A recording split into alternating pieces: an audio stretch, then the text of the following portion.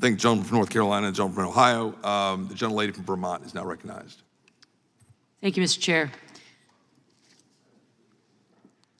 Assistant Attorney General Clarke, thanks so much for being here. And I wanted to start by just personally thanking the Justice Department for its work regarding the massacre at the Tree of Life Synagogue in Pittsburgh on October 27th, 2018. As you know, this heinous act of anti-Semitism took the lives of 11 Jewish Americans, and I just want to thank the DOJ for all the work there. And it's clear that anti-Semitism and Islamophobia is tragically on the rise, both around the globe and here in our own country. And my home state of Vermont is not immune. In Burlington over Thanksgiving, 3 young Palestinian Americans were shot as they simply walked down the street. Hisham, Kinan, and Tassin spoke a mix of Arabic and English, and 2 wore traditional keffiyehs. And although the investigation will determine whether this horrible crime will meet the legal definition of a hate crime, we know, and I say we, all Vermonters know, that this was a hateful act. Now, this act of violence is part of a disturbing and frightening trend, and all of us need to remember that we have a part to play in standing with and speaking out against against violence against our Muslim neighbors. And recently, Attorney General Garland stated that the FBI and ATF are investigating the incident, including whether the attack constituted a hate crime. Now, I know that you cannot discuss specifics of the work, but I'm wondering if you can please let us know the Civil Rights Division work as it relates to the investigation of hate crimes. I think Vermonters would love to know. Right. The Justice Department, in particular the FBI and ATF, are currently working with local and state law enforcement and looking into this very, very tragic matter. We have been incredibly vigilant since the October 7th tragedy that has unfolded in Israel and in the Middle East. Anti-Semitic violence, Islamophobic violence, and the targeting of communities perceived to be Jewish or Muslim has no place in our society. We will take seriously investigations of threats of violence, acts of violence, and prosecute where appropriate.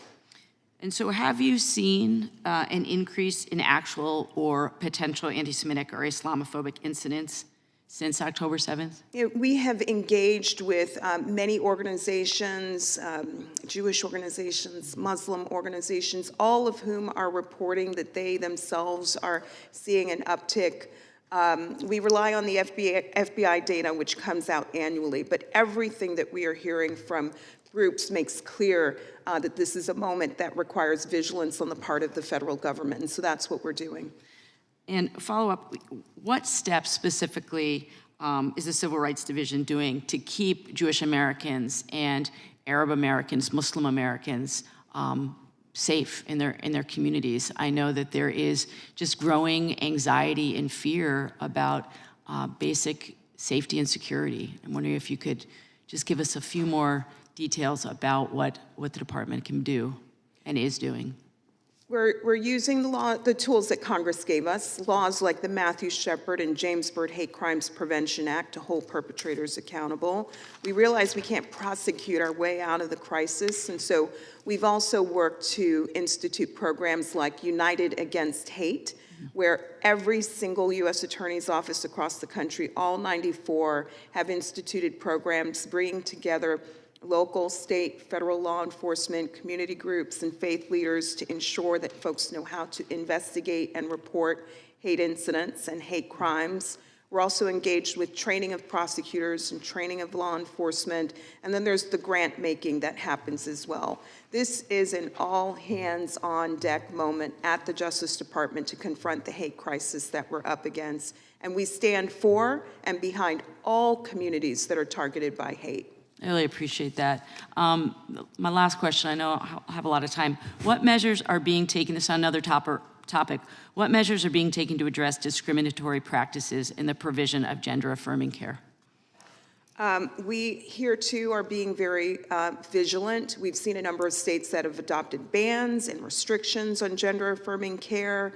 We are very wary of the fact that Justice Gorsuch himself noted in the Bostock ruling that discrimination against transgender people is discrimination based on sex. And so we've brought lawsuits and issued statements of interest challenging some of the state laws that we have seen restricting access to care for transgender youth. I appreciate that. Thank you so much. Thank you. I yield back.